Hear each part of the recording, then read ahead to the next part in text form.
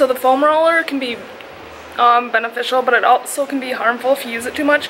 So before I'm warming up for any training day, I'm literally on the foam roller for like 1 to 2 minutes, just loosening up my T-spine and my lower back. Because if you're constantly on it, you're just gonna aggravate those muscles and kind of do more harm than good. What I like to say is it's kind of like you're tenderizing your meat.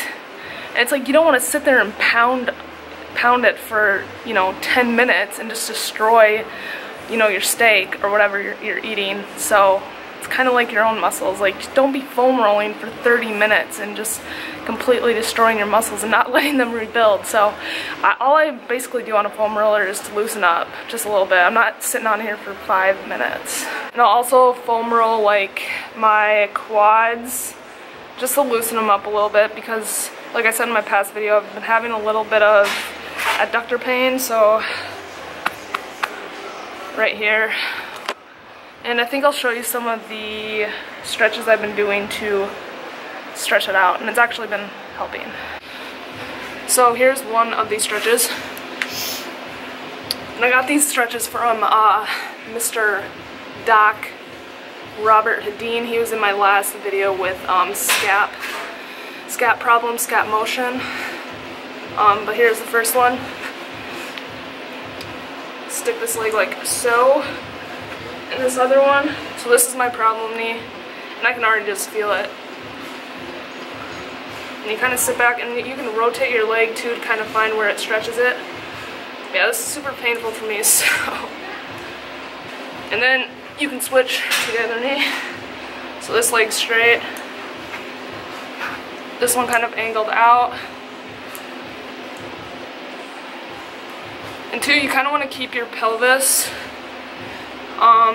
neutral, not like twisted, which is very hard for me to do because my adductors are so tight. Oh. And I'll show you the next one. So this next one, I like to grab a pole of some sort just to stabilize myself. This knee you want to track over this foot, and I keep the pole over here, and this leg flex straight out like this, and you kind of just lean into it, and you're almost sitting back, kind of like a squat. And again, this is to stretch out your adductor muscles. So you can even see when I bring up my my hip into flexion that my foot kind of externally rotates, as compared to this one, it stays pretty neutral. And that is due to the external rotators of my hip being too tight. And so that's too when I squat, my right knee will cave in because my external rotators are so tight and they're not firing. So it's hard for me to keep good traction on this knee, which is causing the pain. Alright, so just from like doing that little bit of stretching and warming up, I can already tell just starting to squat that my knee feels like seriously like 90% better. So I didn't really squat all last week. I took that week off of squatting. Just did like leg press and light body weight type squat things. And yeah, it feels amazing. So yeah, try those things out. Figure out what the issue is. Most of the time it's like TFL, or I mean your glute medius is extremely tight, not firing, or your IT band is super tight too. So that's generally what's occurring in most of the people I see anyways.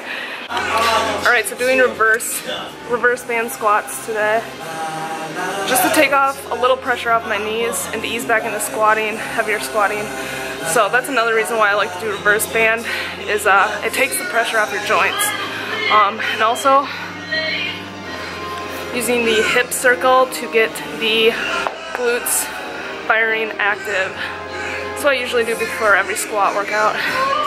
Alright, so a reverse band squat.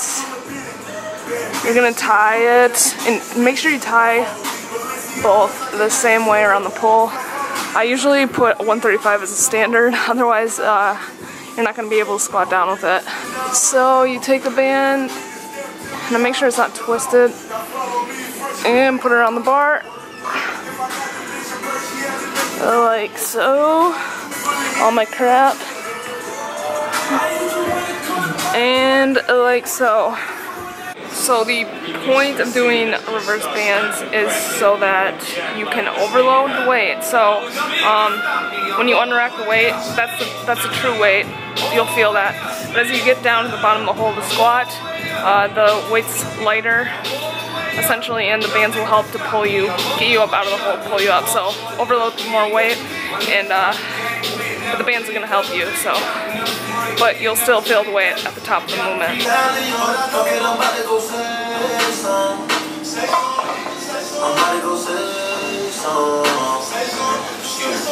So I'm sticking with 225 today. Just to start lighter this week, and then I'll get back into it, heavier weight.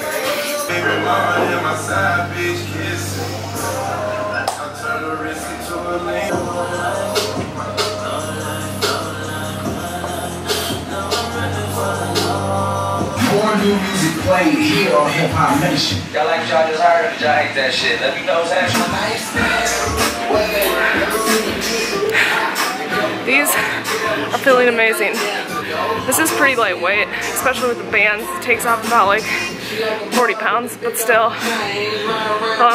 Since I've lost like close to 15 pounds, weight just feels so much heavier than it used to. So like squat, bench, deadlift, everything feels so heavy. So I'm just trying to get reps in, clean reps, and have decent form at the same time.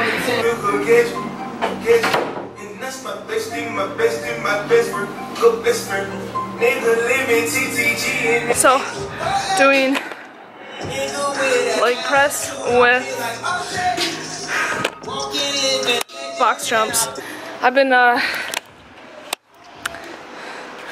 been avoiding doing box jumps because look at that. That's been over 2 weeks now. So I got all cocky with box jumps, like high box jumps, and I was getting lazy and clipped my shit on one of them, and it didn't like hurt. Well, it hurt. Like I went back to like do speed squats, and it was like it hurt to even put pressure on it. But I still did the squats, and then like afterwards I just kind of like put my leggings up and looked at it, and it was like huge golf ball on my shin. So then I just freaked out. You know, once you see it, then you're like, holy crap. So yeah, it's still like so painful. So I'm easing my way back into box jumps because I'm like terrified now. It brings back soccer memory days where I chip off my shins when I try and do high box jumps and make us do.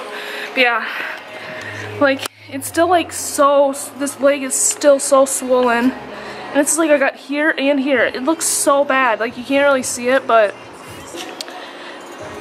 I mean you can just even see here this bump, how it's so swollen, just painful. It hurts to even put my knee sleeves on, but we're gonna grow a pair here and just do them not so high, just moderate, and get this workout done because I'm crunched for time.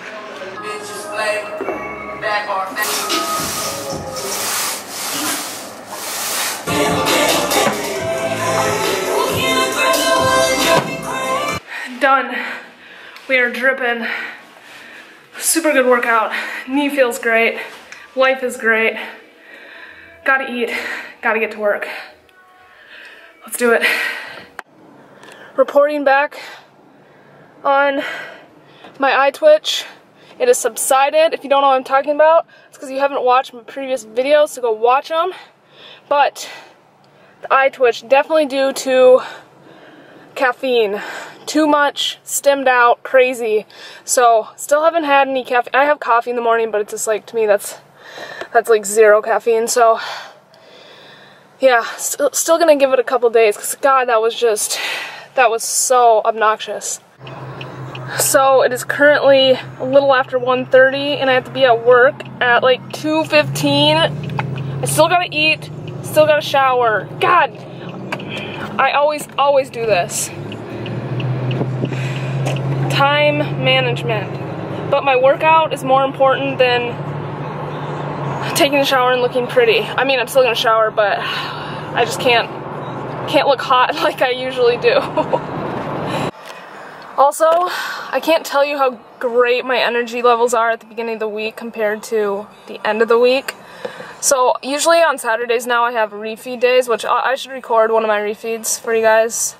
My refeeds have been spot on. Like, it's crazy. Like, I don't even feel the need to go crazy. Like, I just have a couple meals that are really high in carbs and I'm satisfied. So today is Monday and I'm feeling so great after a well-rested weekend. I even did 30 minutes of cardio for that squat workout. Felt great.